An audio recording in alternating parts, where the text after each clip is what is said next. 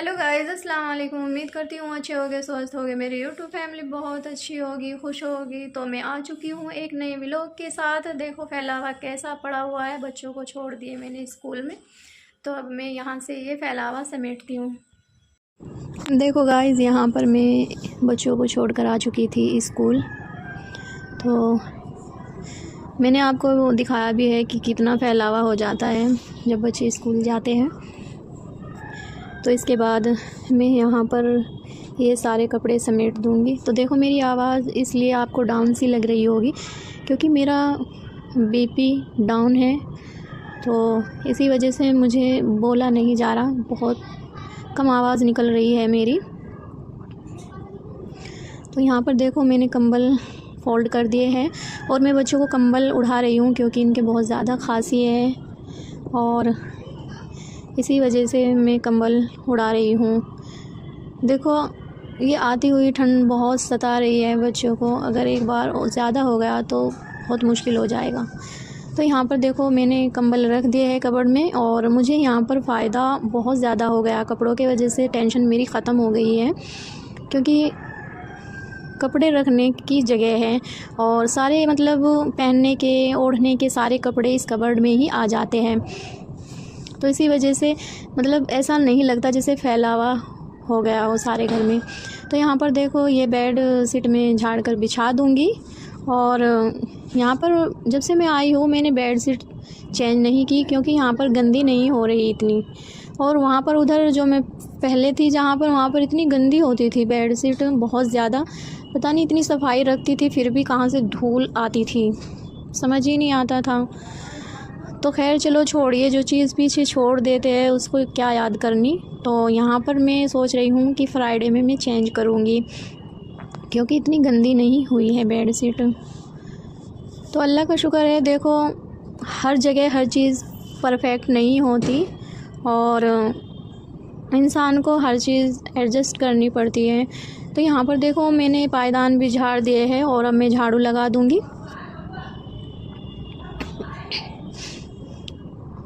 झाड़ू लगाने के बाद मैं आ गई हूँ किचन में और ये नाश्ते के बर्तन पड़े हुए थे, झाड़ू पोछा मैंने कर दिया है। तो ये अब मैं बर्तन वॉश करूँगी। तो देखो ये बर्तन इतने सारे आपको दिखाई दे रहे होंगे क्योंकि मेरा जो किचन है इसका सिंक इतना छोटा है, बहुत छोटा। तो इसमें मतलब एक दो बर्तन बड़ा सा रखते ही ऐसा हो जाता है जैसे भर गया ये। तो इसी वजह से ये भरा भरा सा दिखाई देता होगा आपको वीडियोज़ में।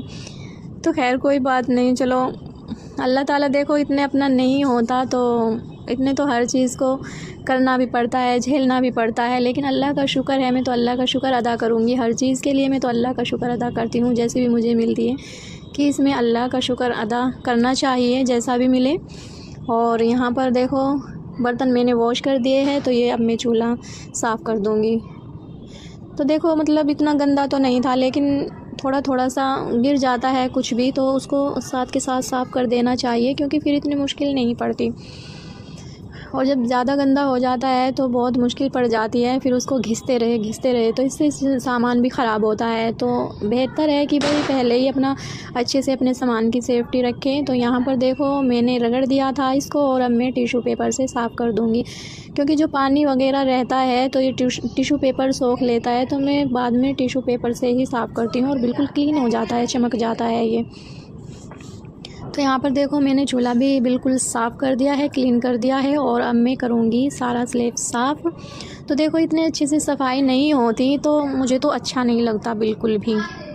तो अपना अच्छे से देखो, चाहे कुछ भी हो, अपना किचन हो, अपना रूम हो, अपना वॉशरूम हो, अपना वॉशिंग हो, कुछ भी हो, हर चीज़ की केयर करनी चाहिए, ये अपनी चीज़ है। देखिए गाइस, मैंने सारा काम ख़त्म करके किचन का बीच में मैंने बच्चों को लाने से पहले प्रेस की थी तो मेरे प्रेस के कपड़े भी सारे डन हो जाएंगे। और ये पड़े हुए थे, देखो गंदे लगते हैं जब कोई काम एक्स्ट्रा पड़ा रहता है, वो सिंगवाने में नहीं आता तो गंदा लगता है। तो इसीलिए फिर मैंने बर्तन वॉश करने के बाद, किचन साफ़ करने के बाद फिर मैंने सोचा कि ये कपड़े हैं बच्चों के आने से पहले ये कपड़े भी मैं प्रेस कर लूँ। तो यहाँ पर करने लगी हूँ मैं प्रेस और इसी तरीके से मेरा सारा काम हो जाएगा डन।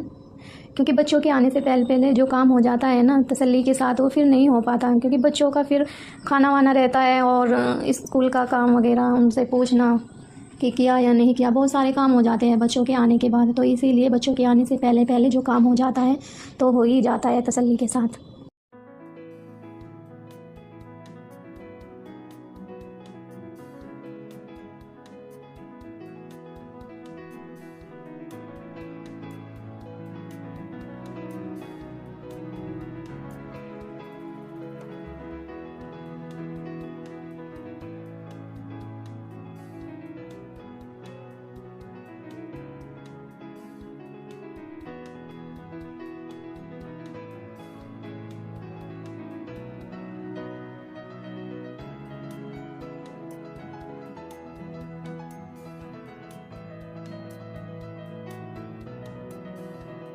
मेरा बेटा आ चुका है स्कूल से और बड़े बेटे के हो चुका है बुखार। देखो कैसी हालत हो गई इसकी। तो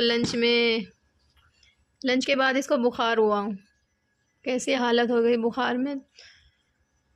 और इसने मैम को बताया भी नहीं कि मैम मुझे बुखार हो गया है।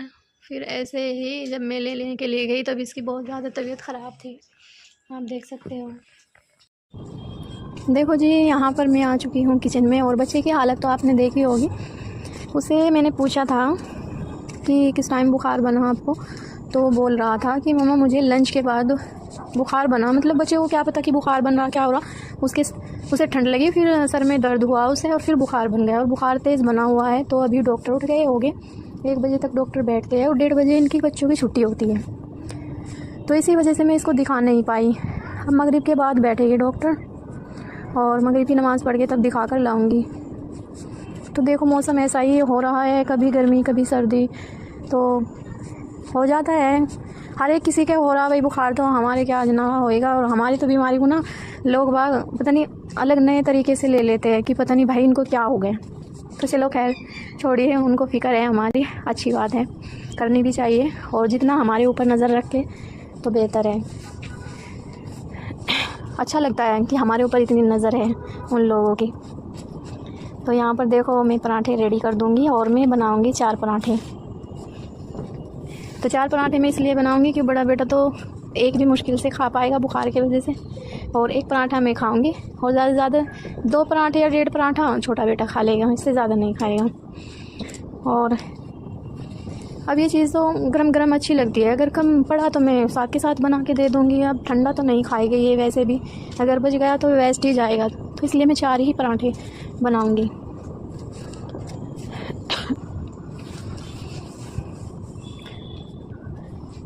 तो यहाँ पर देखो पराठे हो चुके हैं रेडी।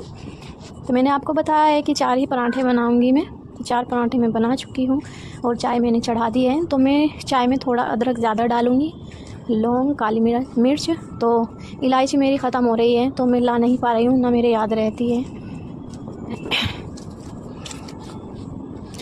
तो प्लीज़ मेरे चैनल पर अगर आप नए हैं तो मेरे चैनल को सब्सक्राइब कर लीजिए, और जब देखते हो ना प्लीज़ ज़रूर लाइक किया करो और कमेंट भी किया करो अच्छे। तो मुझे आप सभी के कमेंटों का इंतज़ार रहता है कि वही देखने वालों को या सामने वाले को मेरा वीडियोस कैसा लगा, कमेंट में ज़रूर बताइएगा। तो आज के व्लॉग का एंड में यही करती हूँ। खुश रहिए, मुस्कुराते रहिए। अस्सलाम वालेकुम, अल्लाह हाफ़िज़।